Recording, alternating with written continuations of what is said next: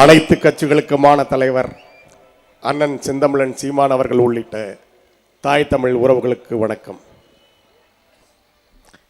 அண்ணன் தன்னை நாம் தமிழர் கட்சி தலைவர் என்று சொன்னாலே ஏற்றுக்கொள்ள மாட்டாரே, இவன் என்னடா அனைத்து கட்சிகளின் தலைவர் என்று சொல்கிறான் என்று நீங்கள் யோசிப்பீர்கள்.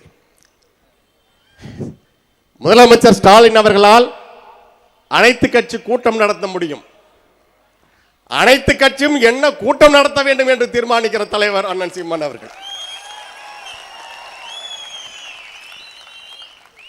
கூட்டம் மட்டுமல்ல, எதிர்கட்சி ஆளுங்கட்சி தலைவர்கள், அமைச்சர்கள், சட்டமன்ற உறுப்பினர்கள், அல்லகைகள் அனைவரும் என்ன பேச வேண்டும் என்பதையும் அண்ணன் தான் தீர்மானிக்கிறார். அண்ணன் தமிழ் பயிற்சி வகுப்பு வேறு நடத்தி கொண்டிருக்கிறார். 2 வார்த்தை அண்ணன் பேசினால் 200 பக்கத்திற்கு பொழிப்புரை எழுதுவதற்கு அந்த 200 ரூபாய் பாய்ஸ் வந்து இருக்கிறார்கள்.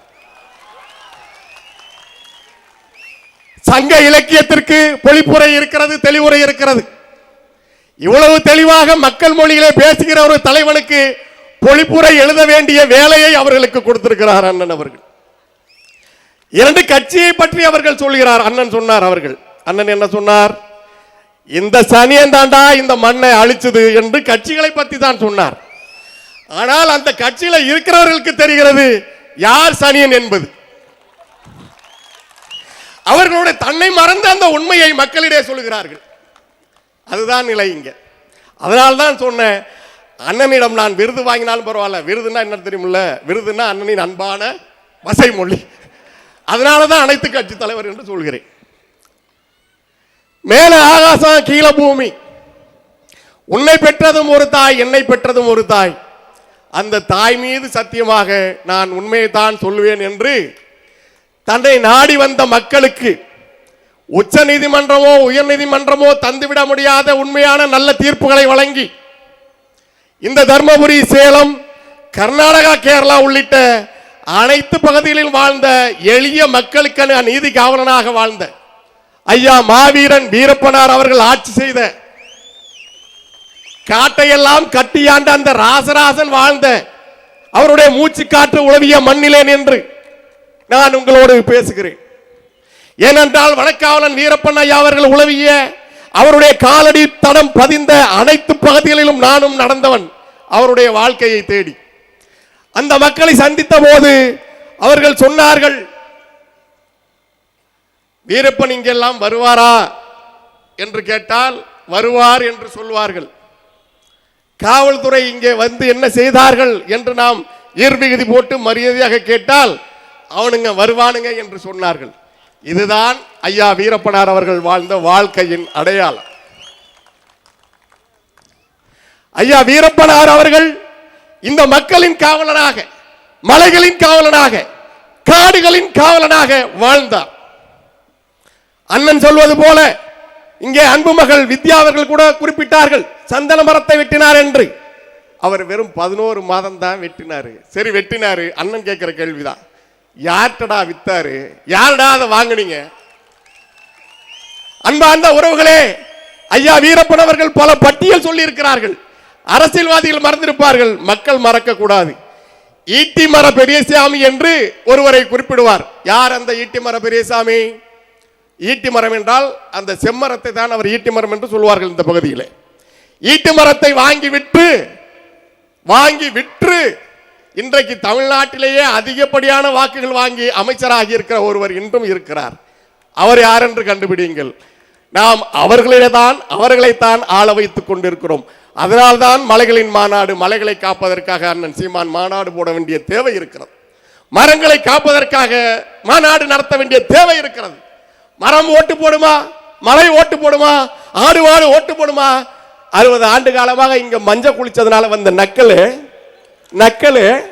அடே நீங்க தோண்டி புறத்தினதுலாண்டா என் மக்களுக்கு அது பாடம் எடுப்பதற்காக அண்ணன் இந்த மாநாடுகளை நடத்துகிறார். எல்லோரும் தேர்தல் வேலை செய்கிறார்கள். நீங்கள் என்ன வேலை செய்து கொண்டிருக்கிறீர்கள் என்று கேட்கிறார்கள். நாங்கள் தேசத்தை காக்கிற வேலையை செய்து கொண்டிருக்கிறோம். தேர்தல் வேலை செய்தவன் அரசியல்வாதி, தேசத்தை காப்பவன் தான் தலைவன். தேசத்தை காக்கின்ற தலைவன் வந்திருக்கிறார். அதை இனிமேலும் நீங்கள் வந்து அந்த வாய்ப்பை தவற விட்டு விடாதீர்கள். அன்பான மக்களே, ஐயா வீரப்பன் அவர்கள் 2007 அவர் வாழ்க்கையை பதிவு செய்த போதே நான் எழுதியிருக்கிறேன். இன்றைக்கு நடக்கிற இந்த இழி நிலைகளை அண்ணனுக்கு தெரியும்.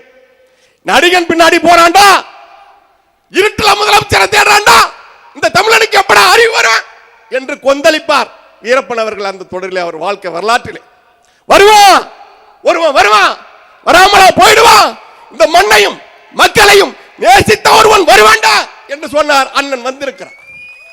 நீ யாரெல்லாம் இழந்திருக்கிற? பிரபாகரனை இழந்திருக்கிறாய். தேசிய தலைவர் பிரபாகரனை நான் இழந்தோம், தமிழரசனை இழந்தோம். இன்னும் இருப்பது ஒரே வாய்ப்புத்தான், முழிச்சுக்க. இந்த மலைகளை காப்பது, இந்த மண்ணை காப்பது, நீர்வளத்தை காப்பது, எல்லாவற்றையும் சேர்ந்து ஒட்டுமொத்தமாக தமிழ்நாட்டை காப்பதற்கு இருக்கிற ஒரே வாய்ப்பு நாம் தமிழர் கட்சியும் அண்ணன் சீமான் அவர்களும் தான்.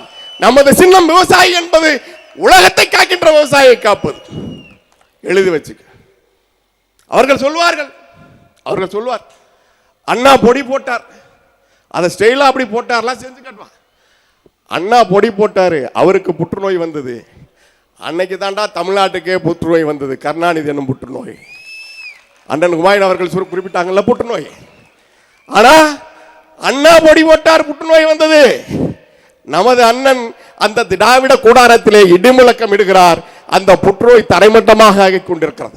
திராவிட கரையான்கள் கட்டிய புற்று இனி இந்த மண்ணிலிருந்து அப்புறப்படுத்தப்படும். அதற்கு நமக்கு இருக்கிற ஒரே வாய்ப்பு நாம் தமிழர் கட்சி. அவர்கள் கேட்பது சரிதான். நமக்கு எதுக்கு மலைகளின் மாநாடு, நமக்கு எதுக்கு மரங்களின் மாநாடு? ஒரே ஒரு மாநாடு தான், இந்த தமிழ்நாட்டை காக்கின்ற மாநாடு. அது விரைவிலே அண்ணன் அறிவிப்பார். அந்த மாநாடு நடக்கும். அன்று வரலாறு மாறும், அன்று வரலாறு மாறும். 2026 நாம் படைப்போம் புதிய அரசியல் வரலாறு. கர்ஜனை வேறு, குரட்டை வேறு. குரட்டையே கர்ஜனையாக நினைத்துக் கொண்டு தன்னை சிங்கம் என்று சொல்லிக் கொண்டிருக்கிறார். நீ எப்ப பார்த்தாலும் தூங்குவப்பா, அது குரட்டை, அது குரட்டை. அப்பம் பேரையே துண்டு சீட்டை பார்த்து படிக்கிறவன், தாம் பெயரையே துண்டு சீட்டை பார்த்து படிக்கிறவன் இந்த நாட்டில் தலைவன். ஏண்டா தமிழன் அவ்வளவு கேவலமா போயிடுச்சா? உனக்கு அவ்வளவு கேவலமா போயிடுச்சா? கரிகாலன் இந்த மண்ணையும் மக்களையும் ஆட்சி செய்தான், ராசராசன் ஆட்சி செய்தான். தலைவர் பிரபாகரன் இந்த மன்னன் மக்களுக்காக உழைத்தார். அண்ணன் தமிழரசன் அவர்கள் இந்த மக்களுக்காக போரிடார். அந்த வழியிலே வந்திருக்கிற அண்ணன் சீமான் அவர்கள் உனக்கு இருக்கிற ஒரே வாய்ப்பு. வீரப்பன் அவர்கள் சொல்வது போலத்தான், இந்த மண்ணின் மைந்தர்கள் இந்த மண்ணை ஆள வேண்டும். மண்ணின் மைந்தன் ஒன்று கூடினால், அவர்கள் சொல்வார்கள், மண்ணின் மைந்தர்கள் ஒன்று கூடினால் நாம் இங்கே தொழில் செய்ய முடியாது. ஏமிரா ஸ்டாலின் காரு, ஏமிரா இதுக்காகவா உன்னை ஆட்சியில் வச்சிருக்கேன்னு அங்கேருந்து வரும். கேரளாவில் மலை இருக்கு, கேரளாவில் காடு இருக்கு, பத்திரமா இருக்கு. ஏன்? அந்த மண்ணின் மைந்தன் ஆளுகிறான். கர்நாடகாவில் காவிரி செழிப்பா தான் இருக்கா, இளங்கோ அடிகள் எழுதியது போல காவிரி அங்கே கொளிக்கிறாள். ஏன்? மண்ணின் மைந்தன் ஆளுகிறான். இங்கே அவர்களுக்கு அவர்களுடைய நடுப்பொண்டாட்டி மகன் பிறந்தவர்கள் கையிலே ஆட்சியிலே இருப்பதனால்தான் இங்க காவிரி, காடு, மலை, நீர், நிலம், மண் மொத்த தமிழ்நாடும் மண்ணாக போய் கொண்டிருக்கிறது. எனது அருமை உறவுகளே, இதற்கு மேலும் விழிக்கலை என்றா இந்த நாட்டிலே, இந்த தேசத்திலே, இந்த பெரும் தேசத்திலே, இந்த உலக பூமியிலே, இந்த பூமி பந்திலே தமிழினம் என்ற ஒன்று வாழ்ந்ததற்கான தடமே இல்லாமல் செய்து விடுவான் திராவிடன் என்று நெஞ்சில் குறித்துக்கொள். நன்றி, வணக்கம். நாம் தமிழர், தமிழ் தாய் வாழ்க, தலைவர் பிரபாகரன் வாழ்க. நாம் தமிழர்.